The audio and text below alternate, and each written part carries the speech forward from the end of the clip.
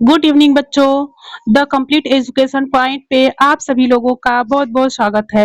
बच्चों आज पढ़ेंगे हिंदी में मॉडल पेपर। हिंदी में 20 महत्वपूर्ण क्वेश्चन लेके आए हैं, जैसा कि आप लोगों के पेपर में आता है, बिल्कुल सेम उसी तरह।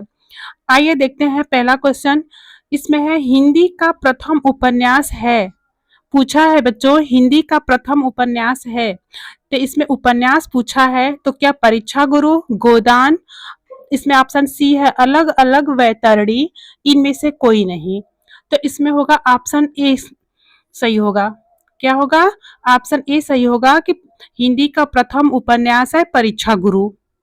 अगला क्वेश्चन, हिंदी की प्रथम कहानी।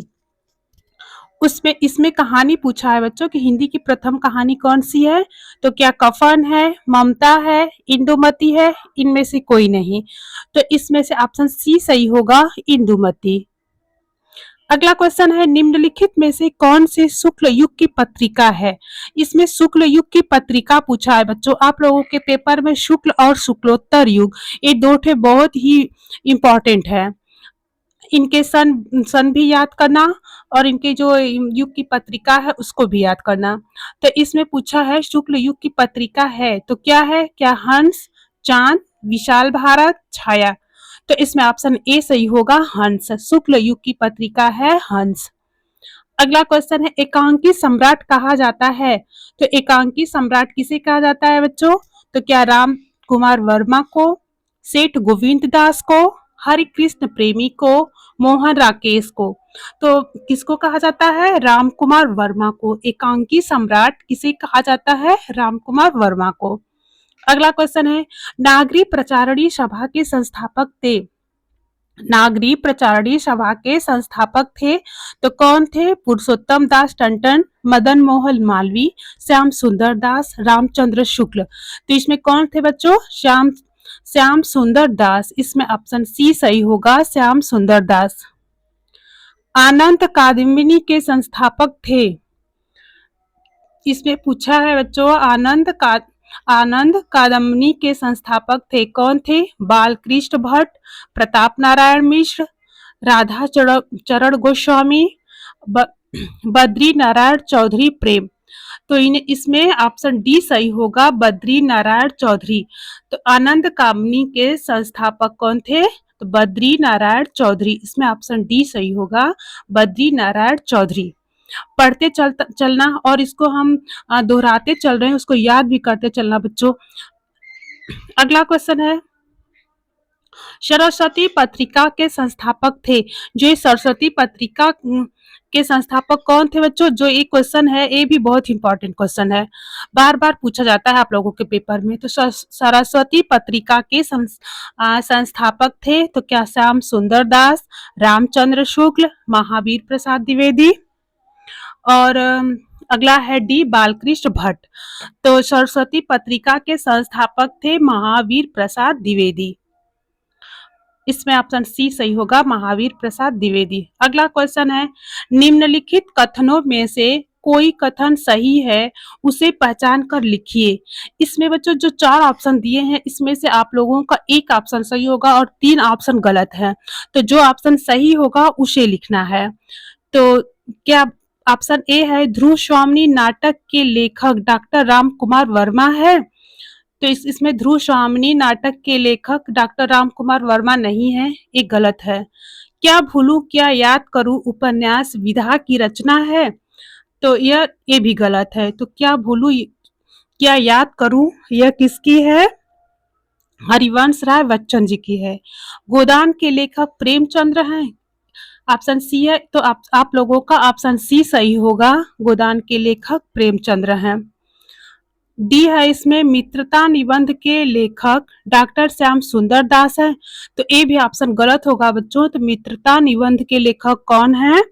तो इसमें रामचंद्र शुक्ल हैं, श्याम सुंदर दास नहीं है। मित्रता निबंध के लेखक रामचंद्र शुक्ल हैं। अगला क्वेश्चन है शोक विकल सब रोवाही रानी, रूप राशि बल तेज बखानी में कौन सा रस है। इसमें रस पूछा है बच्चों कि इसमें कौन सा रस है। तो क्या करुण रस है, श्रृंगार रस है, शांत रस है, वीर रस है। तो इसमें ऑप्शन ए सही होगा, करुण रस है। अगला है जो सुमिरत सीधि गुण गण नायक कार्य वर वदन के दोनों चरणों में कितनी मात्राएं होती हैं? तो इसमें क्या 12, 16, 24, 30। तो इसमें ऑप्शन सी सही होगा 24। अगला है चरण कमल बंदो हरिराई में किस अलंकार की अभिव्यक्ति हुई है? टाइपिंग में कहीं कहीं मिस्टेक है बच्चों। तो यहाँ है चरण कमल बंदो हरिराई में किस अलंकार की अभिव्यक्ति हुई है? तो इसमें एक क्वेश्चन आप लोगों के पेपर में अलंकार से भी आता है। तो यह कौन सा अलंकार है यह बताना है। तो क्या यह रूपक अलंकार है, उपमा अलंकार है, उत्प्रेक्षा अलंकार है, श्लेष अलंकार है?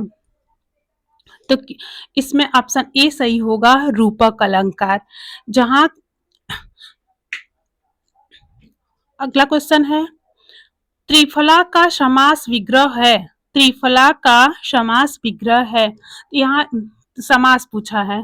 एक क्वेश्चन आप लोगों को के पेपर में समास से भी आता है। तो 3 फलों का समूह, 2 फलों का समूह, अमृत फल का समूह, इनमें से कोई नहीं। तो इसमें ऑप्शन ए सही होगा, 3 फलों का समूह। त्रिफला का मतलब होता है 3 फलों का समूह। त्रिफला आ जाए बच्चों, त्रिमुहानी आ जाए, चौराहा आ जाए, ऐसे शब्द आ जाए तो वह कौन सा समास होता है? द्विगु समास। अगला है कपड़ा का तत्सम है। एक क्वेश्चन तत्सम से आता है। तो कपड़ा का तत्सम है क्या? वस्त्र, करपट, दुकुल, पहनावा। तो कपड़ा का तत्सम है क्या? करपट। तो तत्सम और तद्भव क्या होते हैं बच्चों, उसको जान ले। तत्सम जो संस्कृत के शब्द होते हैं उसे तत्सम कहते हैं, और जो हिंदी के शब्द होते हैं उसे तद्भव कहते हैं। तत्सम और तद्भव से एक क्वेश्चन आप लोगों के पेपर में आएगा। तो समझ में आ गया कि तत्सम संस्कृत के शब्द, तद्भव हिंदी के शब्द। तो यहाँ क्या पूछा है? कपड़ा का तत्सम। तो कपड़ा तो हिंदी का शब्द है, लेकिन यहाँ तत्सम पूछा है, तो इसमें आप लोगों को संस्कृत का शब्द बताना है। तो कपड़ा का होता है करपट, इसलिए इसमें तत्सम बताना है। तो आप लोगों का बी ऑप्शन से हो जाएगा करपट। अगला क्वेश्चन, अग्नि का पर्यायवाची शब्द। अनल, पावक, आग, उपर्युक्त सभी। तो अग्नि का क्या होगा?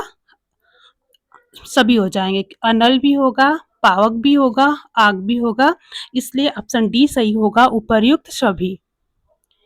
अगला क्वेश्चन, पेड़, तरु, ध्रुम आदि कहलाते हैं। तो पेड़, तरु, ध्रुम आदि क्या कहलाते हैं? इस ये जो शब्द हैं इनके इनके पर्यायवाची हैं। तो पर ये जो है आदि शब्द क्या है? तो क्या पर्यायवाची हैं? विलोम है, तत्सम है, तद्भव है। तो ये क्या है बच्चों? पर्यायवाची हैं। पेड़, तरु, ध्रुम ये हैं पर्यायवाची।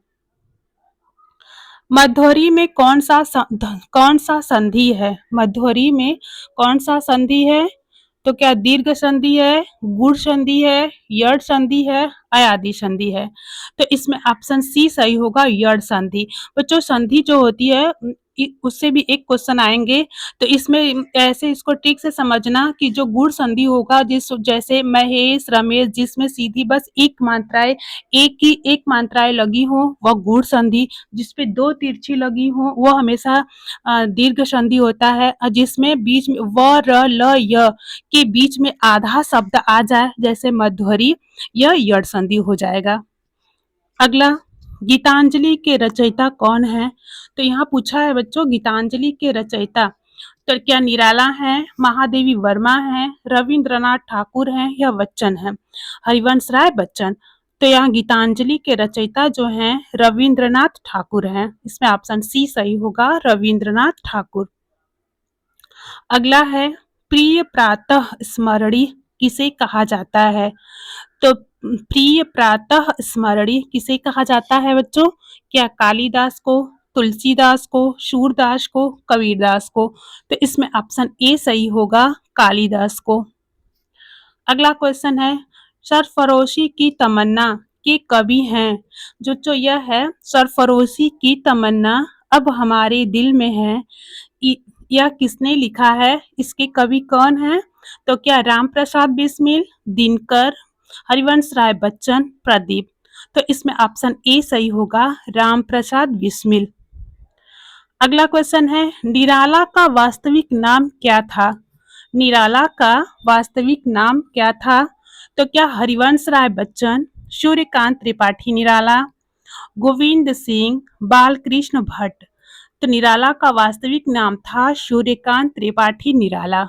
यह हमारा लास्ट क्वेश्चन था बच्चों। अभी बस 20 क्वेश्चन लेके आ रहे हैं कि अभी आप लोग इतने ही क्वेश्चनों की प्रैक्टिस करें। इसके बाद 2 सेट 3 सेट एक साथ लेके आएंगे, जो कि बहुत ही महत्वपूर्ण और इम्पॉर्टेंट क्वेश्चन होंगे बच्चों। उसमें जैसे आप लोगों का परीक्षा नज़दीक होगा, वैसे वैसे प्रश्नों की श्रृंखला बढ़ेगी और एकदम आप लोगों के पेपर के अकॉर्डिंग आपकी तैयारी कराया जाएगी। एक क्वेश्चन कहीं बाहर से नहीं आएगा। तो आज यहीं पर लास्ट करते हैं। कल एक नई क्लास के साथ फिर मिलेंगे। तब तक के लिए बाय बच्चों।